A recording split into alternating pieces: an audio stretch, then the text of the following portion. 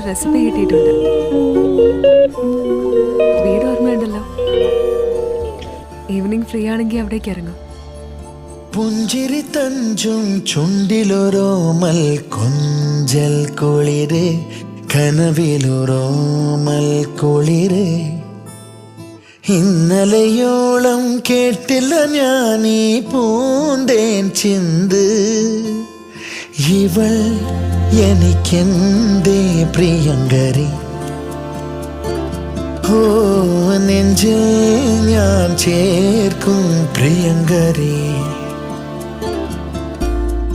പുഞ്ചിരി തഞ്ചും ചുണ്ടിലൊരോമൽ കൊഞ്ചൽ കുളിര്, കനവിലൊരോമൽ കുളിര്.